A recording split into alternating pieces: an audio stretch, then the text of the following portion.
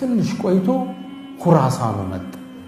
ያ ግለሰብ ገባ የወርቅ ሳንቲሙን ይዞና ቁጭ አለ። አቡ ገያስ ሲያየው ደግሞ ምን ቀረይ ብሎ መጣ ብሎ ኮስተር አለበት። 5 ሊሰጥ ያልፈቀደ ግለሰብ ምን ፈልጎ ነው? እንደምንም ስሜቱን ሲውጡ አየዋቸው ይላል ጠበሪ። ስሜታቸውን ውጠው ዝም አሉት። ማጃ አበክ ምን አመጣህ? ነገሩ ሰፊ ነው አለው። ምንድነው እሱ?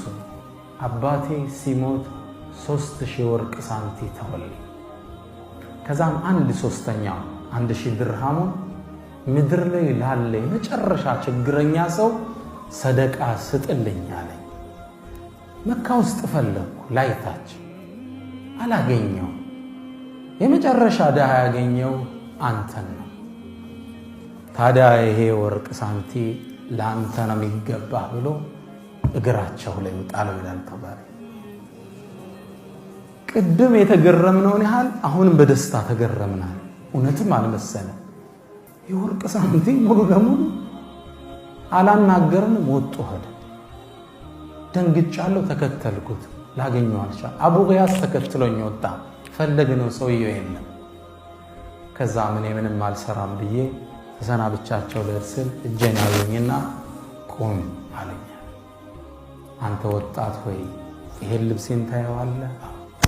ለዓመታት ሱብሒን ከሰገድኩ በኋላ ለሚስቴ ሰጣታለሁ አውልቄ፣ እሷ ትሰግድበታለች። ለልጆቼ ሰጣለሁ ይሰግዱበታል። ሶላት ሲጨርሱ እሱን ለብሼ እህል ፍለጋ ዞራለሁ። አሁን አላህ ያላሰብኩትን ሪዝቅ ታዲያ ምንድነው? አንተም መካፈል አለብህ። ይዳቻል ምነው ሐዲስ ሰምቻለሁ። ነብዩ ሰለላሁ ዐለይሂ ወሰለም አንድ ሰው ሳትጠይቁት ሪዝቅ አምጥቶ ከሰጣችሁ አብረው ላሉት አካፍለው የሚል ሐዲስ ሰምቻለሁ ከኢብኑ ዑመር የተላለፈ። አንተም መግባት አለብህ አሉኝ። ቤት ውስጥ ገባ። እንደገባነ በደስታ ያሉ ባባ ያ ፉላና መጣራት ጀመሩ። ልጆቹ ተሰለፉ አላቸው። ሁሉም እንዲህ መደዳ ቁጭ አሉ። እኔ አብሬ ገባው። አቡ ገያስ እዚህ ቁጭ ብሏል። ሳንቲሙ ፖርሳውን ከፈቱና አንዳንድ ሳንቲ ለሁሩ መወርወር ጀመሩ። ሴቶቹ ሁሉም ጋቢያቸው እንዲያርገዋል።